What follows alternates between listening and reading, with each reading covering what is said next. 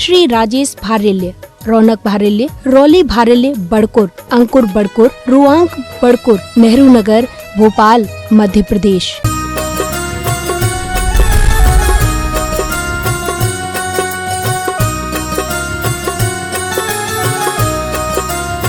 चिंतामणि पार्श्वनाथ भगवान की, संत शिरोमणि गुरुवर आचार्य श्री विद्यासागर जी महाराज की, गुणायतन पीड़िता शंका समाधान भावना प्रवर्तक जन जन के संत परम पूज मुनिवर 108 प्रमाण सागर जी महाराज की, बोले परम पूज मनीषी निर्वेक सागर जी महाराज की, बोले परम पूज मनीषी शीतल सागर जी महाराज की।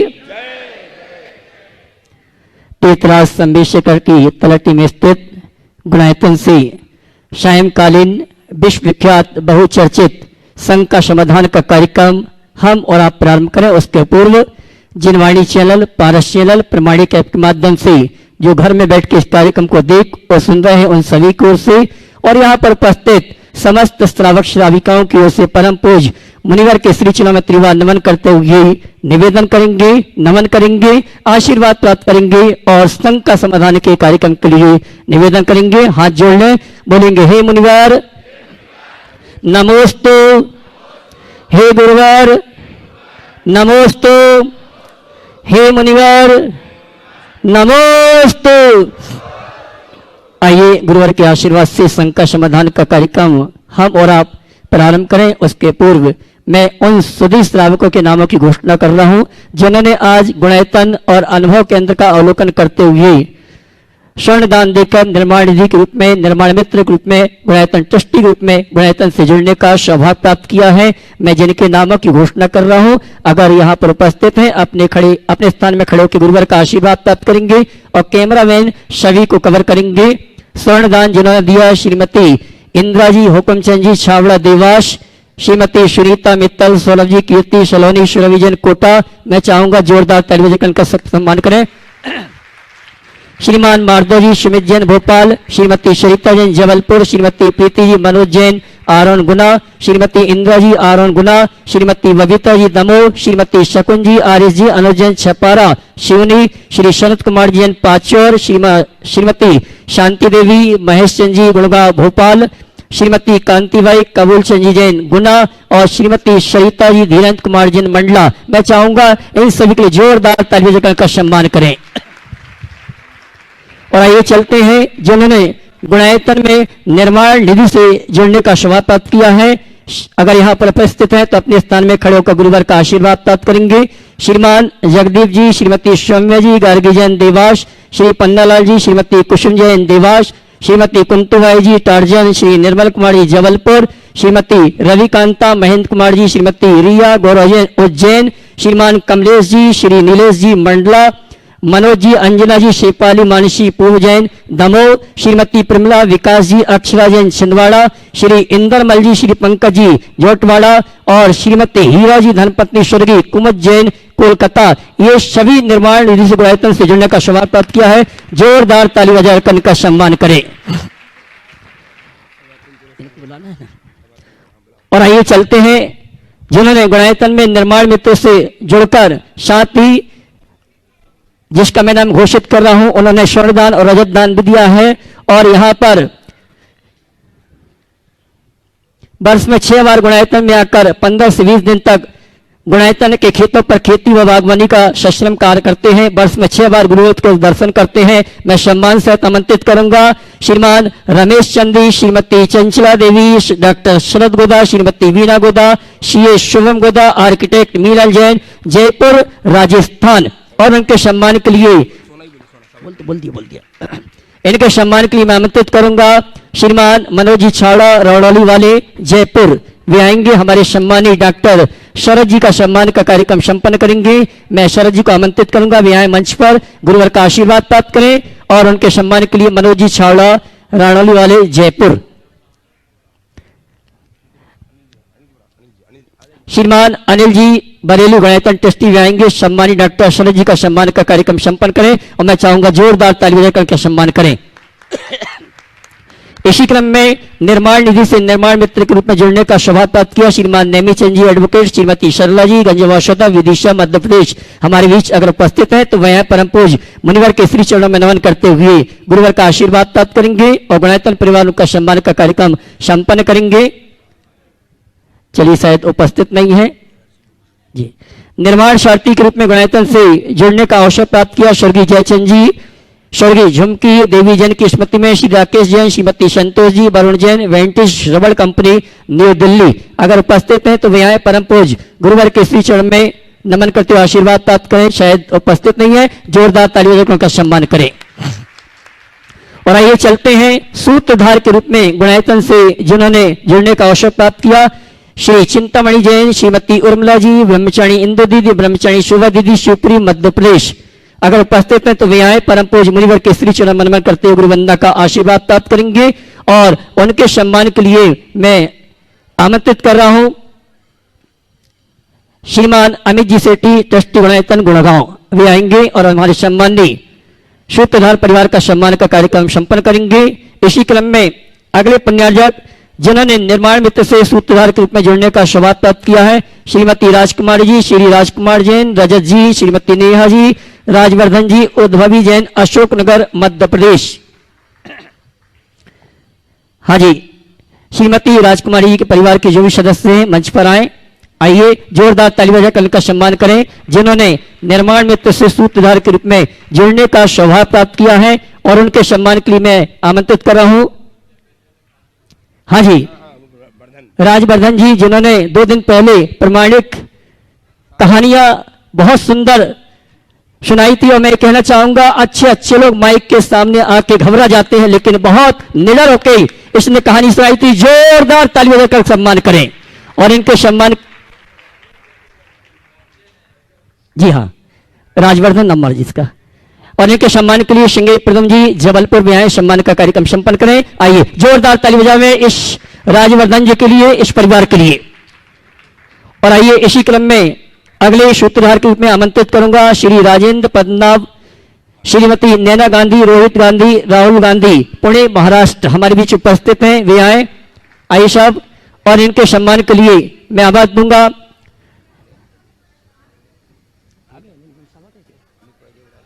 श्रीमान एनएलजन साहब, कोषाध्यक्ष गुणायतन, वे आएंगे। हमारे सम्मानी श्री राजेंद्र जी गांधी, पुणे महाराष्ट्र, उनका सम्मान का कार्यक्रम संपन्न करें जिन्होंने गुणायतन में सूत्रधार के रूप में जुड़ने का सौभाग्य प्राप्त किया है। जोरदार ताली बजाकर उनका सम्मान करें।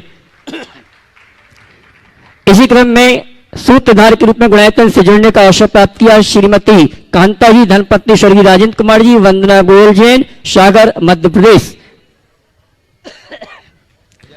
श्रीमती कांता जी अगर उपस्थित हैं तो वे आ जाए मंच पर।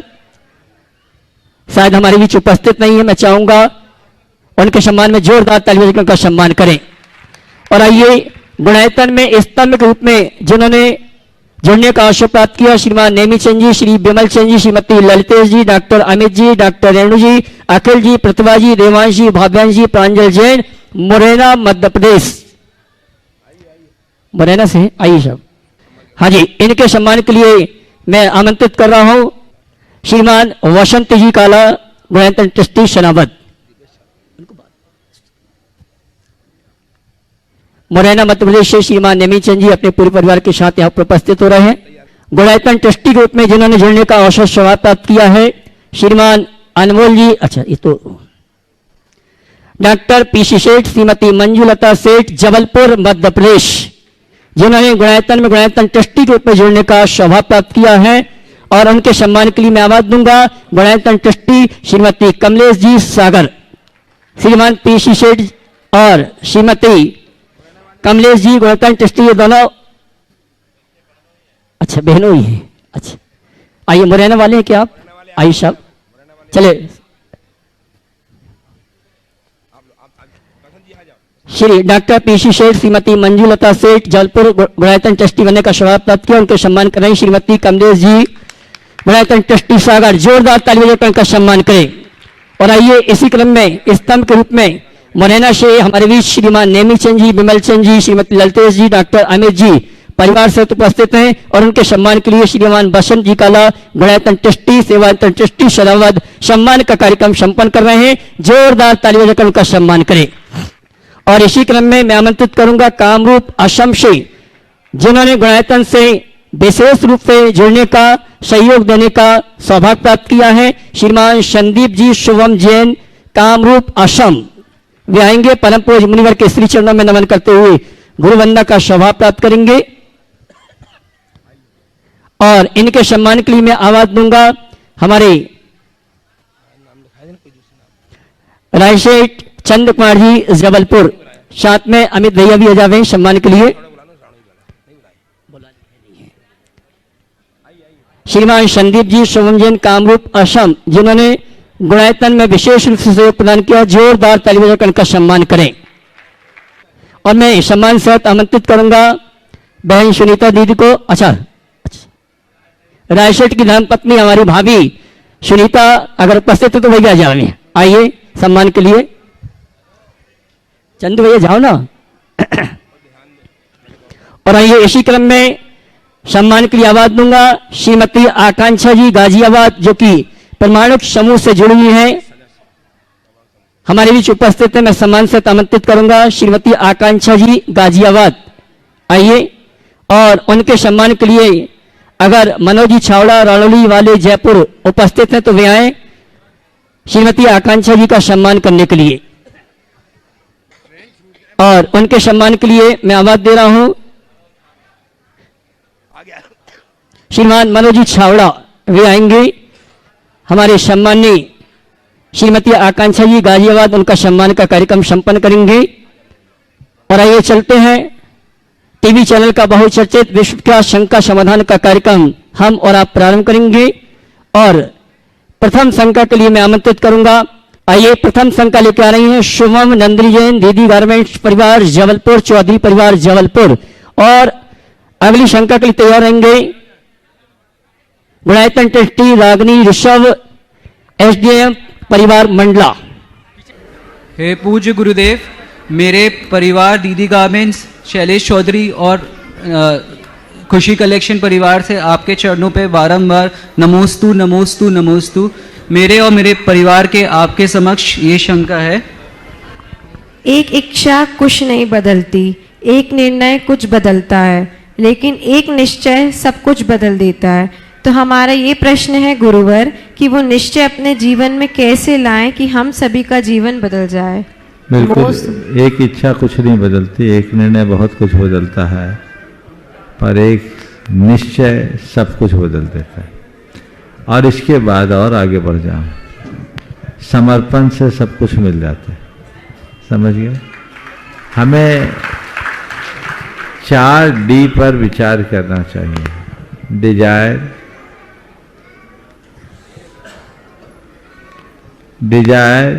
डिसीजन, डिटर्मिनेशन और डिवोशन।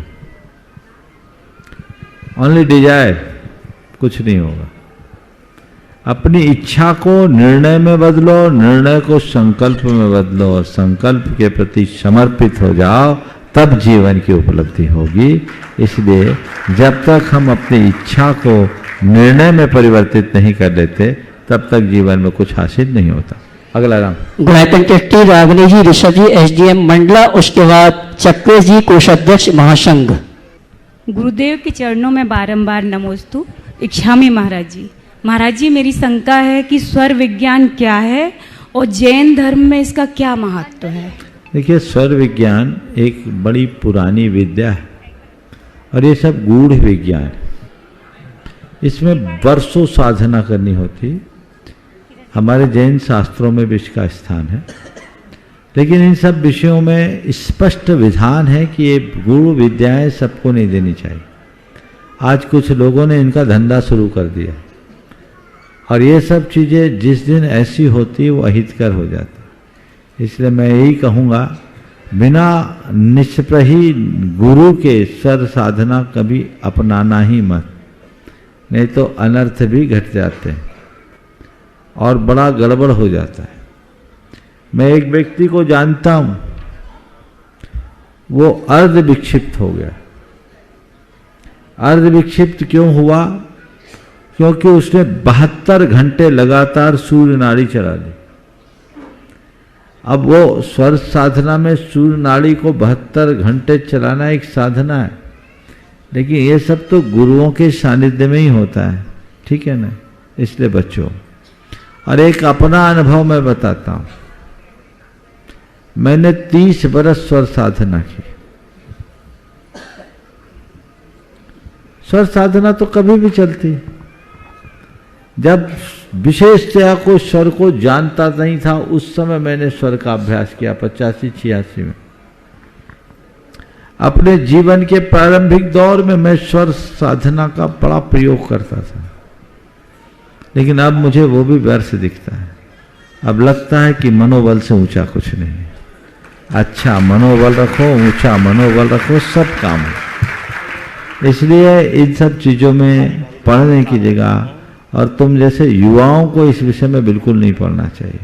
अच्छा मनोबल रखो और जीवन को आगे बढ़ाओ। श्रीमान चक्रजी जैन कोषाध्यक्ष महासंघ जबलपुर, उसके बाद तैयार रहेंगे डॉक्टर शरद जी गोदा जयपुर। मुनि श्री के चरणों में मेरा और महासंघ परिवार का कोट कोट नमोस्तु। छुल्लक जी के चरणों में इच्छा में हे गुरुदेव, मेरी एक शंका है, अष्ट प्रातार और अष्ट मंगल में क्या अंतर है? हमारे जीवन में इसका क्या प्रभाव पड़ता है? देखिए, अष्ट मंगल और अष्ट प्रातिहार अलग है। अष्ट मंगल कहीं भी मांगलिक प्रतीक के रूप में रखते हैं। आप लोग रोज बोलते हैं भृंगार, चामर, सुदर्पण, पीठ यानी सिंहासन, कुंभ, ताल यानी ताड़ का पत्ता, ध्वज और आतप अर्थात छत्र और सुप्रतिष्ठा यानी ठोना। ये 8 अचित्त मंगल के अंतर्गत कहलाते हैं, अष्टमंगल होते हैं। ये अष्टमंगल आप अपने घरों में भी लगा सकते हैं। अष्टमंगल लगाने से नकारात्मक शक्तियां घर में प्रवेश नहीं करती। भगवान की वेदियों में भी अष्टमंगल होते हैं। और अष्ट प्रातिहार हमारे तीर्थंकरों के महिमा बोधक चिन्ह होते हैं। उसमें अशोक वृक्ष, छत्रत्रय, सिंहासन, भामंडल, पुष्प वर्षा, देव दुंदुभि और क्या बचा, चंवर। ये चंवर जो है ये भगवान के प्रातिहार। घरों में प्रातिहार नहीं रखना, घरों में आप मंगल द्रव्य रख सकते हैं। नमोस्तु गुरुदेव। डॉक्टर शरद जी गोदा जयपुर, उसके बाद डॉक्टर श्रीमती सोनल जी जबलपुर। पूज्य गुरुदेव के चिर चरणों में नमोस्तु नमोस्तु नमोस्तु। अन्य सभी गुरुदेव के चरणों में नमोस्तु नमोस्तु। गुरुदेव, एक तो मैं आपका एकलव्य जैसा शिष्य हूँ और प्रिय शिष्य हूँ। 5 दिन से मैं आपके श्री चरणों में और 1 दिन प्रश्न पूछने का मौका मिला है। आज 2 प्रश्न करने दीजिए। एक तो पूछो पहले, भूमिका इतनी लंबी है। अब प्रश्न ये है गुरुदेव, पहला प्रश्न ये है हाँ। कि मैं थोड़ा सा हल्का श्रावक हूँ, कम चीजें याद रहती है, कम अक्ल है मेरे में। मैं मंदिरों में जाता हूँ अलग अलग, और अलग अलग आमनाएं देखता हूँ। दिगंबर जैन मंदिरों में हम एक आमना क्यों नहीं रख सकते? एक समय अभिषेक करें, एक तरह की पूजा पद्धति करें, तो हमें कुछ याद भी रहेगा। मंगलाष्टक 8 बार। ओम इन झमेले में मत पड़ो, अभिषेक पूजा कर रहे हैं उसकी खुशी मनाओ। आगे दूसरा प्रश्न गुरुदेव, दूसरा प्रश्न थोड़ा सा ज्वलंत है। हाँ जल्दी बोलो। कल तो एक बहुत अच्छी नींद आई, इसलिए आई कि आपने स्पष्ट किया कि हर की पत्नियां अपने पति से झगड़ती है। मैं खुश हो गया। मैं कंफ्यूजन में था कि मेरे से ही झगड़ती है। अब राजी से नींद आई कि भाई सबकी हालत एक जैसी है। सवाल करो। सवाल यह है गुरुदेव कि अर्जुन के काल में, महाभारत में अर्जुन के सामने जो थे, श्री कृष्ण ने कहा, नारायण श्री कृष्ण ने, अर्जुन मार दो, ये कुछ नहीं, दुश्मन है। आज महाभारत बदल गई है हर घर में। आज हमारे बच्चे हमारे सामने, क्या करें गुरुदेव? ये प्रश्न।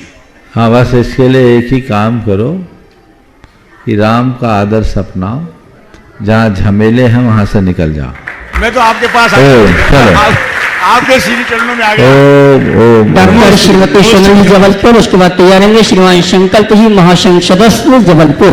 नमोस्तु महाराज जी।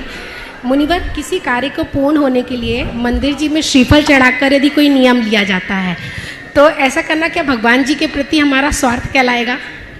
देखिए, श्रीफल चढ़ाना एक है मनौती मानना और एक कोई संकल्प लेना, इन दोनों में अंतर है।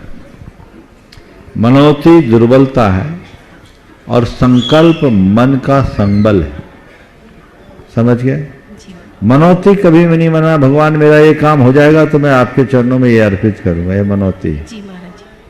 और भगवान के सामने जाकर भगवान की साक्षी में ये संकल्प लेना कि मैं ये काम करने के बाद ये कार्य करूंगा, ये संकल्प है। जी महाराज जी। तो संकल्प में संबल बनता है, इसमें कोई हानि नहीं। एक और प्रश्न महाराज। एक ही।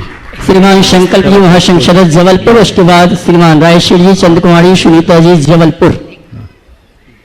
गुरुवर, किसी को पाने की खुशी से ज़्यादा उसको खोने या उसे दूर होने का डर रहता है, दुख लगता है। जैसे महासंघ की ट्रेन में हम लोग जबलपुर से यहाँ समय शिखर जी आए, तो कई महीनों से इस खुशी मना रहे थे आने की, लेकिन अब जाने का जब सोचते हैं कि अब जाने का हो रहा है, तो आपसे दूर होने का और पर्वतराज जी से दूर होने का बहुत अंदर से दुख लगता है। तो इसके लिए थोड़ा बंगाली बन जाओ। बंगाली में क्या बोलते हैं? बंगला में जा रहे हैं नहीं बोलते हैं, आ रहे हैं। क्या बोले? आश्चर्य, आश्चर्य। आते हैं, वहां अगर कोई कह दे जाते हैं तो बुरा मानते हैं, तो आप जाइए मत, आइए। नमस्ते महाराज जी, नमस्ते। समझ गए? तो जितने हैं वो आइए तो रास्ता खुल जाएगा। ठीक है? श्रीमान शंकर जी महाशंकर जबलपुर, उसके बाद एक मिनट तैयार रहेंगे श्रीमान रायश्री जी, चंद्र कुमारी जी, सुनीता जी जबलपुर, गुणायतन ट्रस्टी। गुरुदेव, आप चलें तो आसमान भी चले, धरती भी चले तो बियाबान भी चले।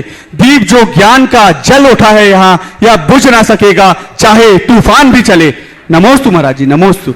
महाराज जी, प्रतिक्रमण करते हैं जब अपन, प्रतिक्रमण करने में एक वाक्य आता है, एक पंक्ति बार बार आती है कि जब भी हम जो भी हमने पाप किए हों वो सब मिथ्या हों, तो हमने पाप तो कर दिए, वो मिथ्या हो नहीं सकते। तो ये पंक्ति का क्या अर्थ है? जब मिथ्या तो है ही नहीं, वो असल मायने में तो वो सच है जो पाप कर दिए हमने, तो हम ऐसा क्यों बोलते हैं कि जो भी पाप किए हों मिथ्या हों? बहुत अच्छा सवाल है। मैंने जो पाप किए, मेरा वह पाप, मेरा वह सब पाप मिथ्या होए, इसका मतलब ये नहीं कि पाप झूठा हो जाए, इसका मतलब है वो सब पाप नष्ट हो जाए, व्यर्थ हो जाए, उसका मुझे फल न मिले। समझ गए? तो अपने पाप को नष्ट करना चाहते कि नहीं? अपने पाप को व्यर्थ करना चाहते कि नहीं? तो मेरा वह सब पाप मिथ्या हुए, नष्ट हो जाए, व्यर्थ हो जाए, ये उसका। नमोस्तु महाराज जी, नमोस्तु। रायश्री जी, चंद्र कुमारी, सुनीता जी जबलपुर, गुणायतन ट्रस्टी। उसके बाद तैयार रहेंगे doctor PC Sheikh, Shrimati Manjulata Sheikh Jabalpur, Gunayatan trustee. सभी मुनिराजों के चरणों में कोटि कोटि नमन। एलक एवं क्षुल्लक महाराज जी के चरणों में इच्छामि। महाराज श्री, चलने वाले दोनों पैरों में कितना फर्क है, एक तो आगे और एक पीछे, पर ना तो आगे वाले को अभिमान है और ना ही पीछे वाले को अपमान, क्योंकि उसे पता है पल भर में ये बदलने वाला है। गुरुजी, मेरा प्रश्न यह है कि अभिमान और अपमान से दोनों से कैसे बचे? नमोस्तु महाराज। देखिए, दोनों में अभिमान और अपमान का भाव इसलिए नहीं है कि दोनों को पता है कि हम अंग हैं, हम पार्ट हैं, हम सब कुछ नहीं। हम शरीर के अंग हैं। दाहिना पैर कहता है शरीर मेरा है, और बायां पैर भी कहता है शरीर मेरा है। और मेरा मूल्य भी तभी तक है जब तक मैं शरीर के साथ जुड़ा हूँ। अगर शरीर से मेरा संबंध टूट जाए तो मेरा कोई मूल्य और महत्व नहीं। जिस दिन मनुष्य प्रकृति के मूल से अपने जुड़ाव को बना के रखना सीख जाएगा, उसी दिन न उसके मन में अभिमान का भाव आएगा, न हीनता का भाव। दरअसल ये दोनों दुर्बलताएं हमारे अज्ञानता का परिणाम है। जीवन के यथार्थ को जाने, हम ये चीज समझें कि हम कार्य के घटक हैं, जनक नहीं, तो ये व्यवस्थाएं अपने आप सुधर जाएगी। नमोस्तु महाराज। Gunayatan trustee doctor PC Sheikh, Shrimati Manjulata ji Sheikh Jabalpur, Madhya Pradesh. उसके बाद तैयार रहेंगे डॉक्टर सोनल जी जैन जबलपुर। हेलो, नमोस्तु महाराज जी, नमोस्तु। मेरा प्रश्न है कि दशलक्षण पर्व में जो सुगंध दशमी के दिन धूप खेलने का धूप खेते हैं वो करना उचित है कि नहीं, ये शंका का समाधान कीजिए। शुद्ध धूप खेने में क्या अनुचित है? शुद्ध धूप खेओ, दिन में खेओ तो कोई अनुचित नहीं। महाराज जी, सूक्ष्म जीवों की हिंसा होती है। शुद्ध धूप में होती है, उससे पूरे मंदिर का एनवायरनमेंट ठीक होता है, इसलिए कोई दिक्कत नहीं। आपको एक बात बताऊं, अकृत्रिम जिनालयों में जब आप उनका वर्णन पढ़ोगे तो एक प्रेक्षा मंडप, वहाँ 10-20 हजार धूप घट होते हैं। धूप के स्वर्णमय घट, एक दो नहीं कितने, और उससे अनवरत धूप निकलते हैं। इसी तरह समोसरन में भी धूप घट होता है, मंगल द्रव्य होता है। तो जब धूप घट, धूप की सुगंध होती है, उससे हमारी भाव दशा बदलती कि हम मंदिर में आए, वहाँ की नकारात्मकता दूर होती है। तो धूप आदि खेने का निषेध करना उचित नहीं है, पर उसमें अतिरेक और अविवेक वहन रखना भी ठीक नहीं। शुद्ध धूप हो, निर्वद्ध धूप हो, जिसमें कोई जीव जंतु ना हो, ऐसा प्राशुद्ध धूप हो और अग्नि भी सीमित हो, तो आप उसका प्रयोग कर सकते हैं। पहले मंदिरों में छोटी छोटी धूपदानी होती थी, उसमें एक आध अंगार होते थे, लोग अपनी पूजा के लिए अपने हाथ से बनाई धूप चढ़ाते थे। अब आप लोगों का प्रमाद बढ़ गया, इसलिए मामला बिगड़ रहा है। श्रीमती कृषि जैन, नीति जैन जबलपुर, उसके बाद तैयार रहेंगी श्रीमती आकांक्षा जैन गाजियाबाद, प्रमाणित समूह सदस्य। नमोस्तु महाराज जी, मेरा प्रश्न यह है कि हम लोग जो व्रत लेते हैं तो उसका उद्यापन व्रत समाप्त होने के बाद करना चाहिए या बीच में कुछ व्रत बचने के पहले भी कर सकते हैं उद्यापन? उद्यापन का मतलब क्या? उपसंहार। हाँ महाराज जी, तो पूरा हो जाए तब करो, बीच में क्यों करो? भगवान के चरणों में कृतज्ञता प्रकट करो और भगवान से निवेदन करो, महाराज हमने जो भी व्रत किए इसमें कोई दोष लगे हो, अतिचार लगा हो, अनाचार लगा हो, तो मेरा वह सब दोष नष्ट हो और मुझे दोबारा ऐसे ही व्रत संयम को अंगीकार करने की शक्ति मिले। ये उद्यापन। महाराज जी, आजकल सब लोग बोलते जो करते हैं मुझे नहीं मालूम, जो करना चाहिए मैंने बता दिया। आगे महाराज। श्रीमती आकांक्षा जी जैन गाजियाबाद, प्रमाणिक समूह सदस्य, उसके बाद तैयार रहेंगे अंकुर जैन भूरे भाई, मंत्री राष्ट्रीय महासंघ। गुरुवर, मेरे और मेरे पूरे परिवार की तरफ से और विराजमान समस्त मुनि संघ को बारंबार नमोस्तु नमोस्तु नमोस्तु। मेरा प्रश्न यह है कि महाराज श्री, जैसा हम सभी को पता है कि आज का युग आधुनिक युग है, ऐसे में अगर छोटे बच्चों को ध्यान रखकर देखा जाए तो डिस्ट्रैक्शंस के माध्यम बहुत हैं, जैसे मोबाइल या इंटरनेट इत्यादि, जिससे बच्चों के दिमागी विकास पर बहुत प्रभाव पड़ता है, जो कि चिंताजनक विषय है। अब महाराज श्री, ऐसे आधुनिक युग में हम कैसे सुनिश्चित करें कि हमारे बच्चों को ज़रूरत के अनुसार ही इन फैसिलिटीज़ का एक्सपोजर हो? देखिए, इसके लिए माँ बाप को भी बहुत गंभीरता और समझदारी का परिचय देना होगा। सबसे पहली जरूरत है बच्चों को औचित्य का बोध कराने की। सीधे निषेध करो, मोबाइल मत देखो, इंटरनेट नहीं देखो, इसका तो विपरीत असर पड़ता है। बच्चों को ये सिखाना चाहिए क्या सही है और क्या गलत है, हमें किस चीज़ का कितना इस्तेमाल करना है और कितना नहीं करना है, और अबोध बच्चों के मन पर विपरीत प्रभाव न पड़े। मोबाइल लेके ही बैठा है बच्चा।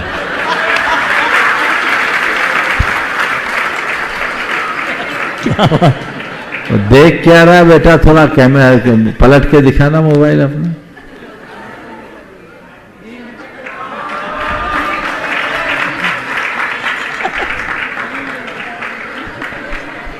वो अपने में मगन है, वो गेम खेल रहा है।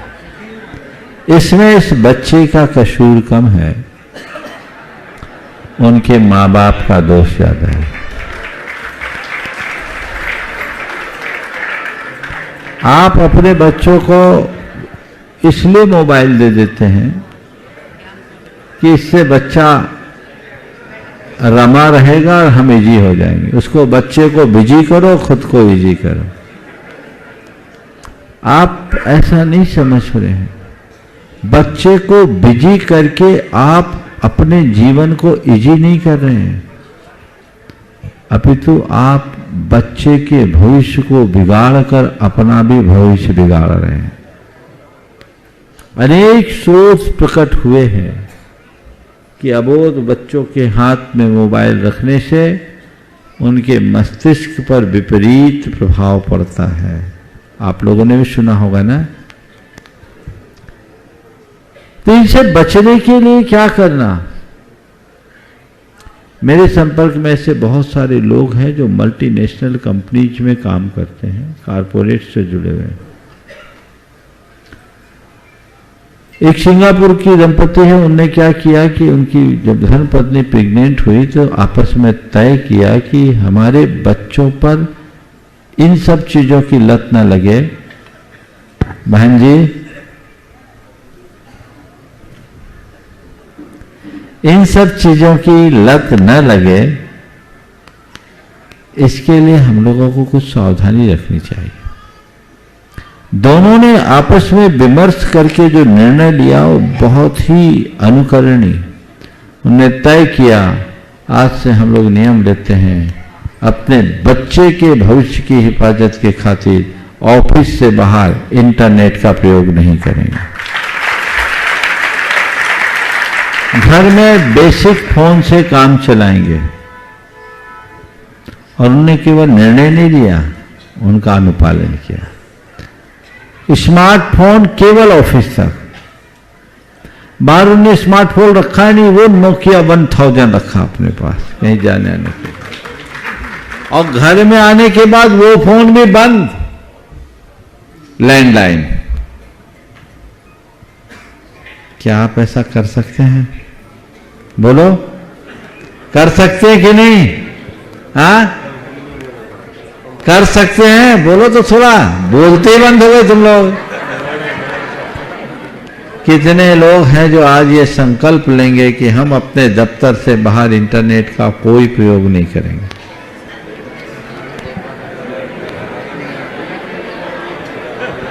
दो, तीन, चार हाथ भी नहीं उठ रहे हैं। देखो, पूरी सभा में मुश्किल से 25 हाथ उठते दिख रहे हैं। अच्छे से उठाओ, देखें हम। थोड़ा बढ़ा है, बहुत अच्छी बात है। जितने लोग उठा रहे हैं वो बहुत धन्यवाद के पात्र हैं।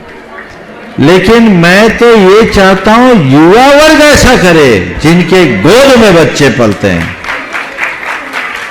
अपनी भावी पीढ़ी के भविष्य को संभालने के लिए बहुत जरूरी है।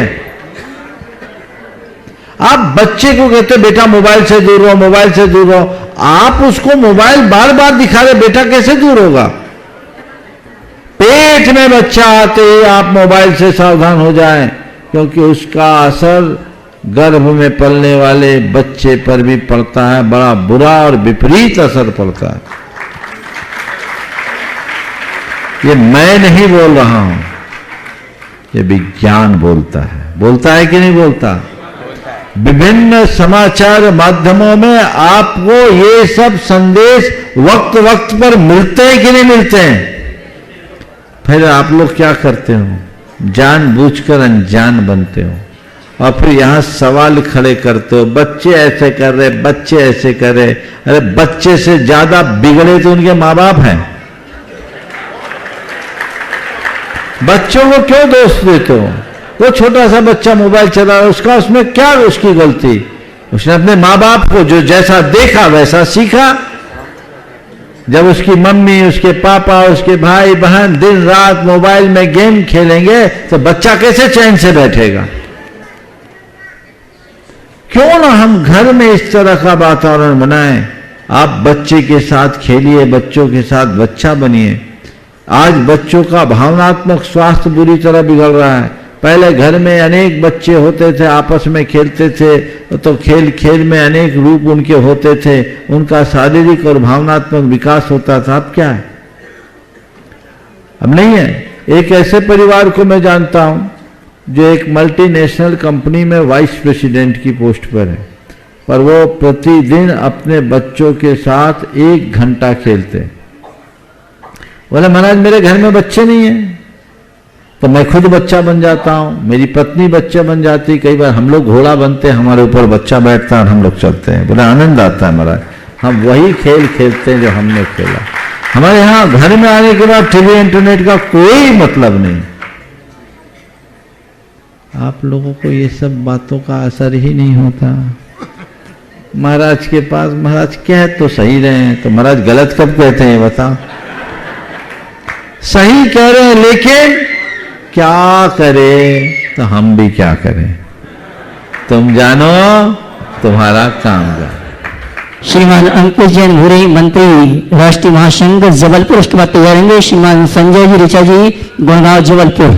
महाराज श्री के चरणों में बारंबार नमोस्तु नमोस्तु नमोस्तु। छुल्लक श्री के चरणों में इच्छामि इच्छामि इच्छामि।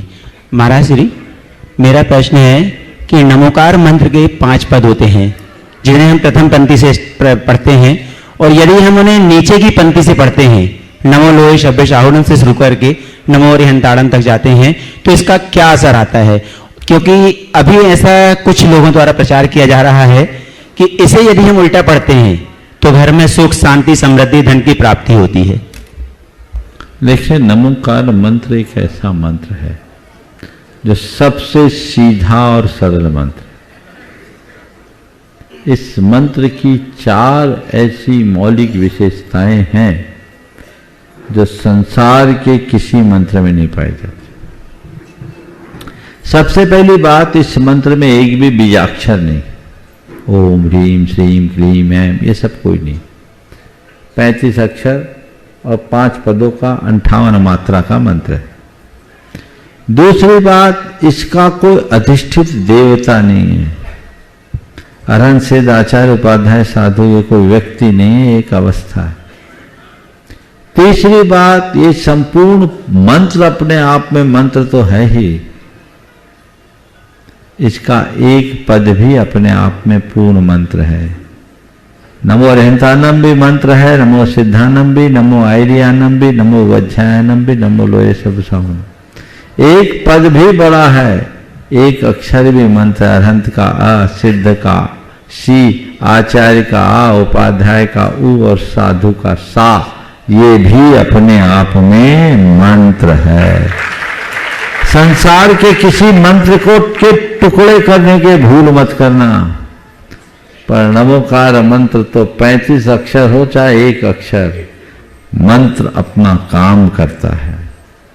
और चौथी विशेषता, इस मंत्र की कोई आनुपूर्वी नहीं है। उल्टा पढ़ो चाहे सीधा पढ़ो, इसका विपरीत प्रभाव नहीं पड़ेगा। किसी दूसरे मंत्र को उल्टा पढ़ोगे तो सब उलट जाएगा, लेकिन नमोकार मंत्र के साथ ऐसा कुछ नहीं। और 5वीं जो इसकी सबसे बड़ी विशेषता है, ये मंत्र अनादि सिद्ध मंत्र है। अन्य मंत्रों को तो सिद्ध करना पड़ता है, इसे केवल जपना पड़ता है। इसको सिद्ध करने की भी जरूरत नहीं, अनादि सिद्ध मंत्र है।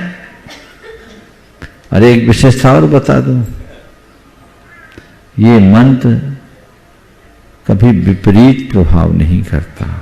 ये शांतिक और पौष्टिक कर्म में ही आता है। तो ऐसा महामंत्र है, आप इसका सही तरीके से आराधन करें, प्रयोग करें और लाभ उठाएं। श्रीमान संजय जी ऋचा जी, गुड़गांव जबलपुर। उसके बाद तैयार होंगे श्रीमती रिद्धि जी, रजत कुमार जी अपने सुपुत्र राजवर्धन के साथ, अशोक नगर। गुरुदेव के चरणों में शत नमन। समस्त श्रद्धालुओं को जय जिनेन्द्र एवं उत्तम क्षमा। महाराज, मेरा प्रश्न थोड़ा सा अलग है, धर्म से नहीं है, वो एक आयोजन से रिलेटेड है। लेकिन पहले मैं क्षमा चाहता हूँ उसके लिए और फिर प्रश्न पूछना चाहता हूँ, और साथ ही ये सुझाव भी हो सकता है समाज के लिए। हमारे बड़े बड़े जो मंदिर प्रतिष्ठान बन रहे हैं और आयोजन होते हैं, उसमें बहुत सारा मतलब दान आता है और चंदा इकट्ठा होता है, और ज़्यादातर वो जो दान है वो मंदिर के निर्माण कार्य में धार्मिक प्रभावना के लिए उपयोग होता है। एक मेरा प्रश्न था साथ में ही कि साथ क्या हम इस कार्य को साथ में बड़े बड़े अस्पताल या एजुकेशनल इंस्टीट्यूट के लिए हम ये काम कर सकते हैं ताकि धर्म प्रभावना के साथ साथ शिक्षा दान और स्वास्थ्य दान का भी हम सामाजिक रूप से लाभ ले सकें और जैन धर्म की प्रभावना हो सके। यह सवाल अक्सर आता है, लोग प्रस्ताव ही देते, पहल नहीं करते। पहल करिए, उसके बाद आगे आइए। क्या गुरुदेव के सानिध्य में ऐसा काम नहीं हुआ? मंदिर में दान आया, लगा कहाँ? प्रतिभा स्थली में। मंदिर में दान आया, कहाँ लगा? पूर्णायु में। मंदिर में दान आया, कहाँ लगा? भागोदय में। कितने उदाहरण दो।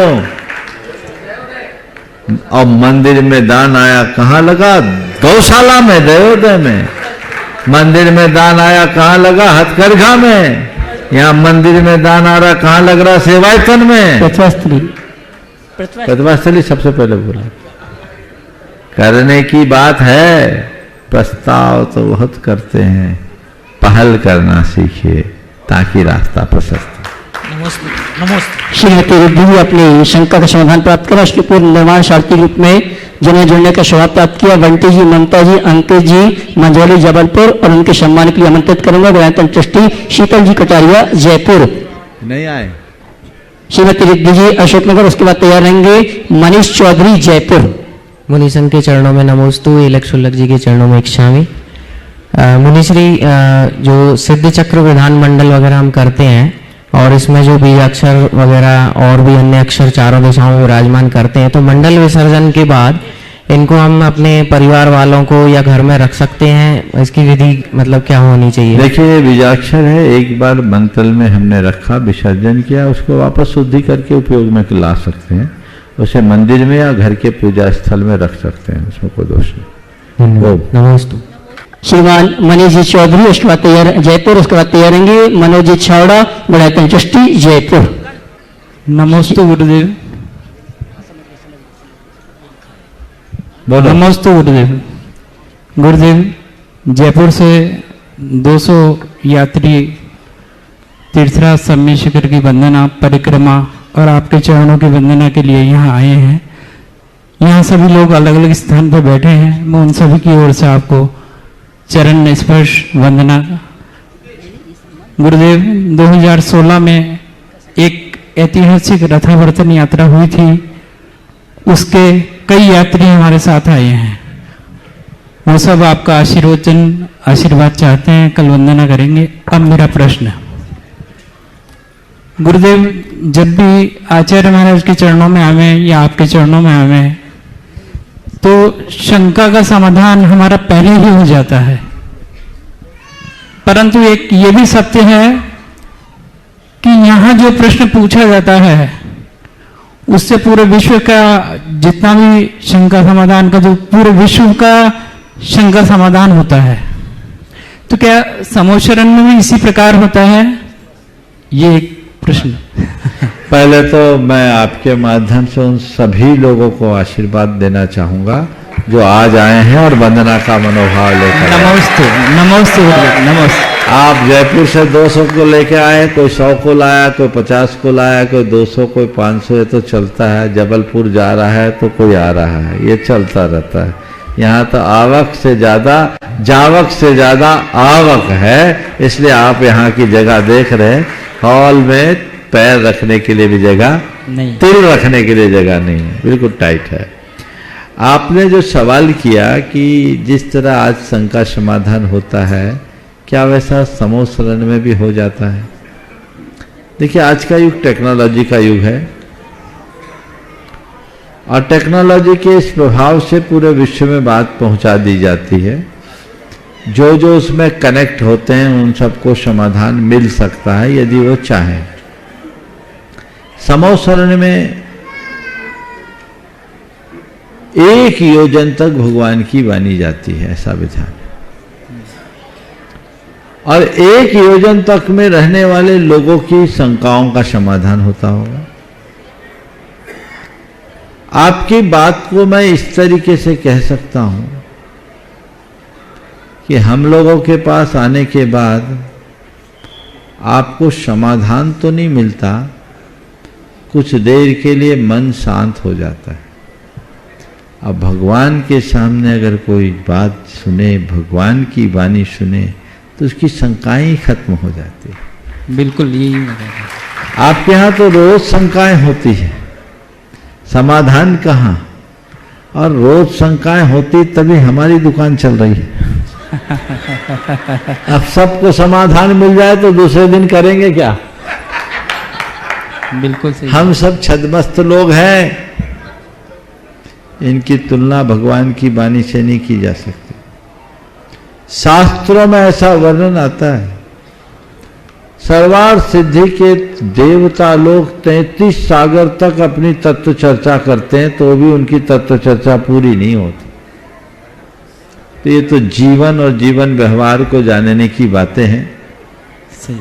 आप लोग भक्ति बस हम लोगों को भगवान से जोड़ देते हो, पर मैं समझता हूँ कि ये चीज़ ठीक नहीं है। भगवान तो भगवान है और हम लोग जो कुछ भी कर रहे हैं भगवान की वाणी का एक स्वल्प अंश, अगर दूसरे शब्दों में कहूँ तो सागर की 2-4 बूंद, बस इससे ज़्यादा नहीं। समझ गए? तो इस 2-4 बूंद में हम कितना संतोष करें, कितना अभिमान करें, हमें हमेशा इस बात का ध्यान रखना चाहिए। नमस्ते। निर्माण शास्त्री घंटे जी, ममता जी, अंकित जी, उनका सम्मान करने के आमंत्रित करूंगा। गुणायतन के कोषाध्यक्ष श्रीमान एनएल साहब भी आए और अगले सम्मान के लिए पुनः एक बार आवाज दूंगा हमारे श्रीमान एनएल साहब को। डॉक्टर श्रीमान अनमोल जी, सुपुत्र शीतल जी, श्रीमती निर्मला कटारिया, जयपुर राजस्थान, जो कि गुणायतन ट्रस्टी, उनका सम्मान ग्रहण करने के लिए आमंत्रित करूंगा। श्रीमान आलोक जी सहाय, श्रीमती प्रमिला जी सहाय। और आइए अगली शंकर लिए तैयार रहेंगे मनोज जी छाबड़ा, गुणायतन ट्रस्टी जयपुर। उसके बाद आवाज दूंगा अमित जी पड़रिया जबलपुर। अनमोल जी का सम्मान ग्रहण करने के लिए आमंत्रित करूं आलोक जी सहाय को। एनएल साहब उनका सम्मान का कार्यक्रम संपन्न करें, जोरदार ताली बजाकर के सम्मान करें। श्री मनोज जी छाबड़ा, गुणायतन ट्रस्टी जयपुर। उसके बाद तैयार रहेंगे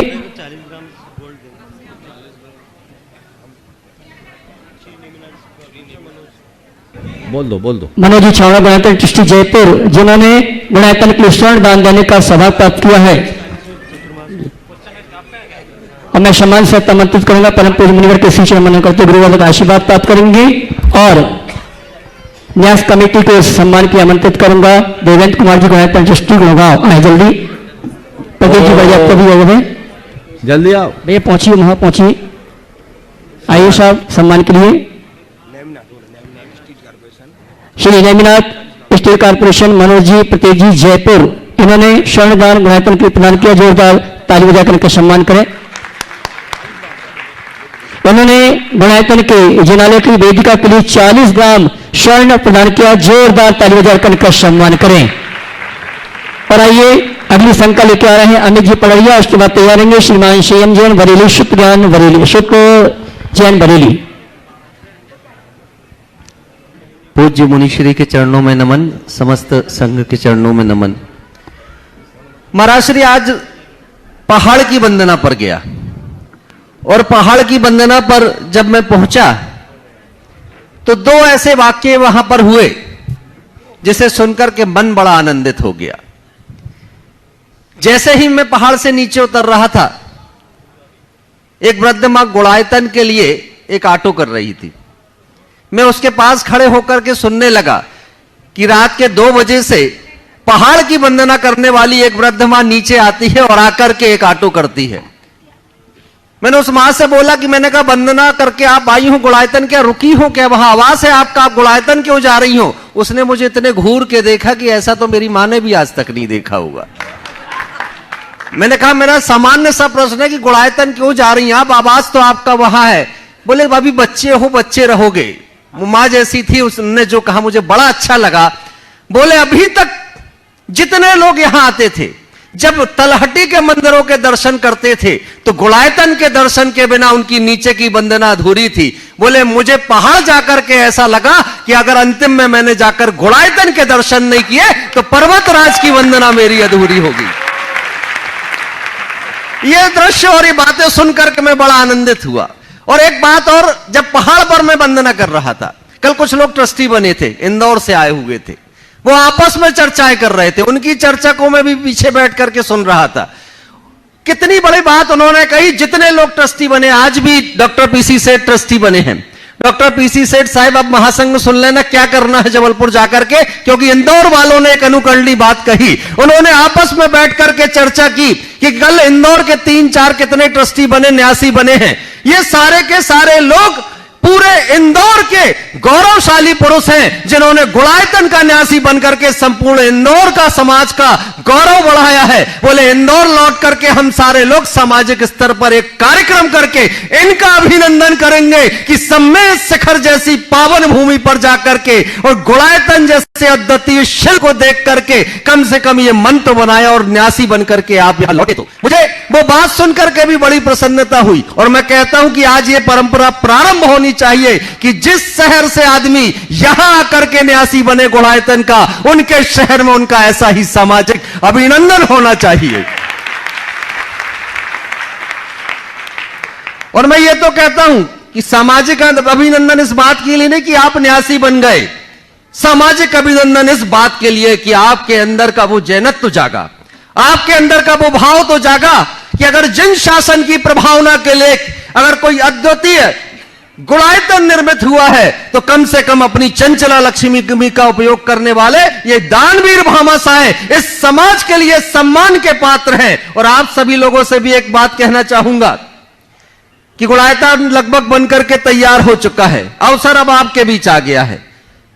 मुझे तो लगता है जितने कानों तक मेरी आवाज पहुंच रही है, यह मानकर के मेरी बात को सुनना कि आपका पुण्य प्रबल है, तब कहीं जाकर यह बात आपके कानों तक पहुंच रही है, नहीं तो लाखों करोड़ों रुपए आपकी तिजोरी में रह जाएंगे और वो संपदा आपके जीवन में काम नहीं आने वाली। एक बात आपसे कहना चाहूंगा, सम्मेद शिखर की पावन भूमि पर अगर गुणायतन बना है तो कोई पुण्यशाली आपके बीच से होगा जिसका पैसा उस गुणायतन तीर्थ में लग पाएगा, जिस गुणायतन की चर्चा पूरे भारतवर्ष में हो रही है।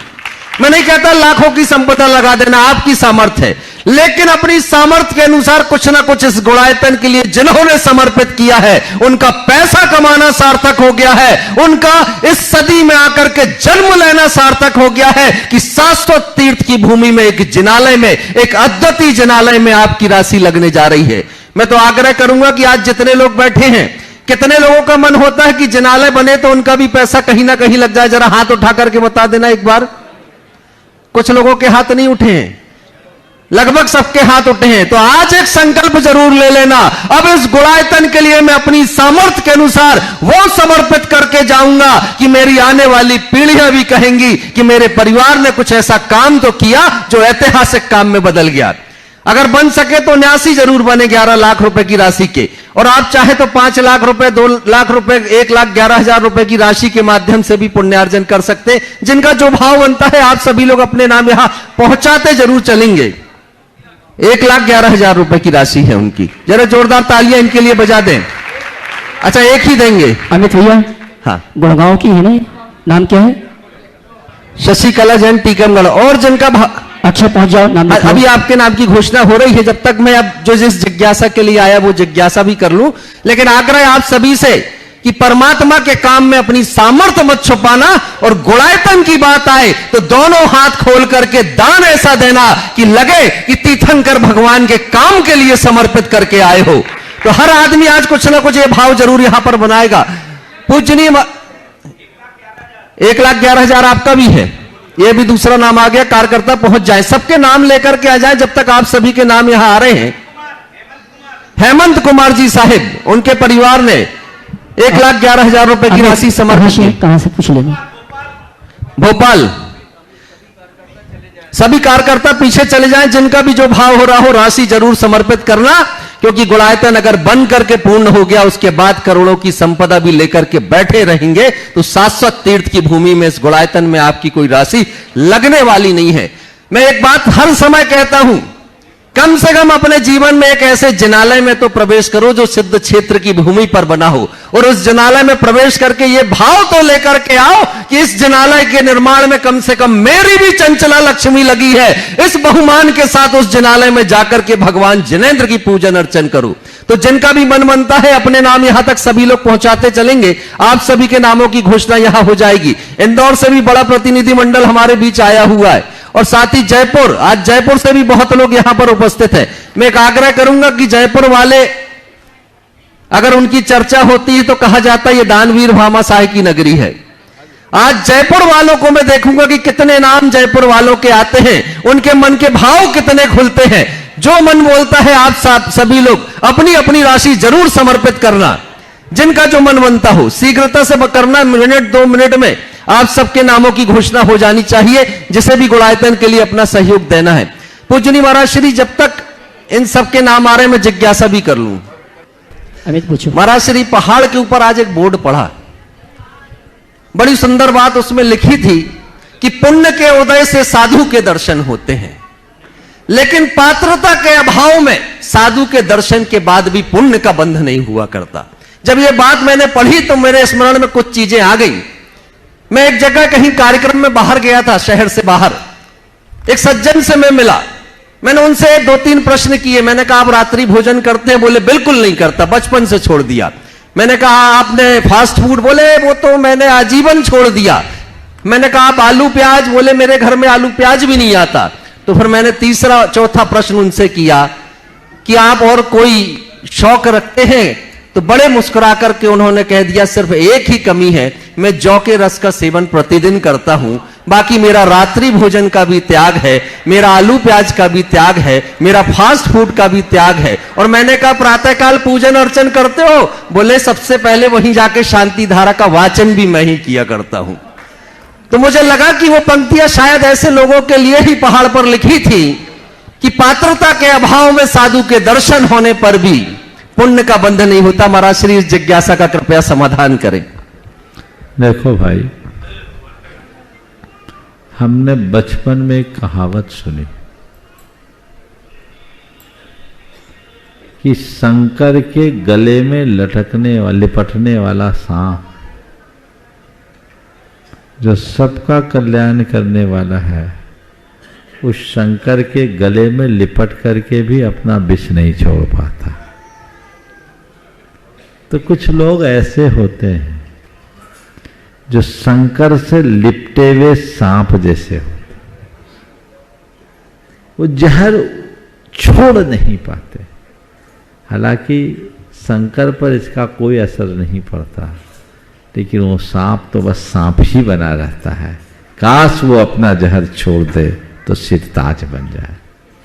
आपने बहुत ही गंभीर बात उठाई है कि हम इस तरह की स्थितियां जो देखते हैं, ये विसंगति है।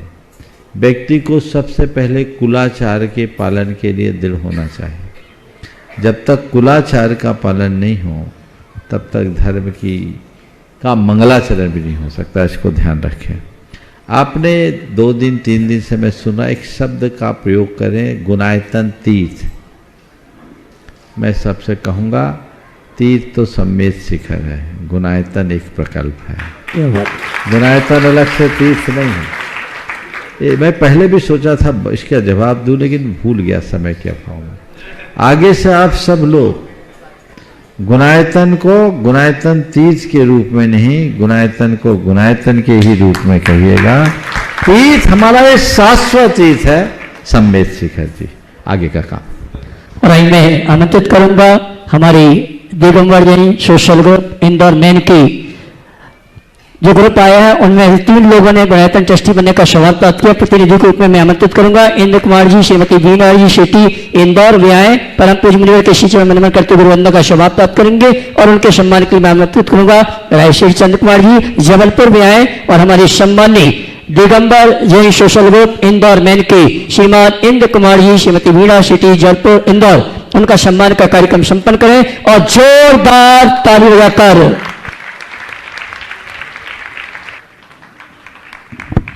श्रीमान हेमंत कुमार जी, श्रीमती चंदा जैन भोपाल, इन्होंने गुणायतन के लिए 1 लाख रुपए की राशि प्रदान की। बहुत बहुत धन्यवाद। इसी क्रम में टेकम चंद जी, शशिकला जी, यतीश जी, विनीता जैन अजमेर 1 लाख रुपए की राशि प्रदान की है और श्रीमती रीना जैन भोपाल गुणायतन में स्वर्ण आभूषण प्रदान किए। बहुत बहुत धन्यवाद। और जिनके भी भाव बनते हैं आपने अपने नाम प्रेषित करें, जिससे नामों की घोषणा यहाँ पर व्यवस्थित की जा सके। परम पूज्य गुरुवर के चरणों में दिगंबर जैन नाम समान संगठन दिगंबर जैन सोशल ग्रुप इंदौर में इनके सभी सदस्यों का बारंबार नमोस्तु नमोस्तु नमोस्तु। छुल्लक जी को इच्छामी इच्छामी इच्छामी।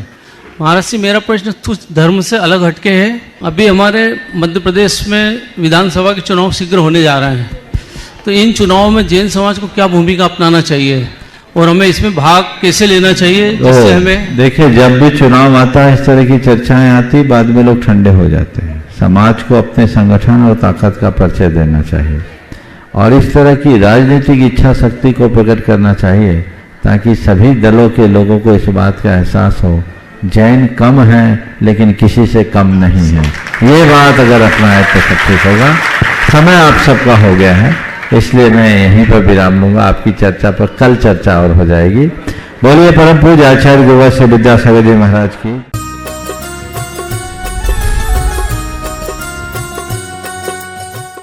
इस कार्यक्रम के पुण्यार्चक थे श्रीमती निशा, श्री राजेश भारेल्य, रौनक भारेल्य, रौली भारेल्य बड़कुर, अंकुर बड़कुर, रुआंक बड़कुर, नेहरू नगर, भोपाल, मध्य प्रदेश।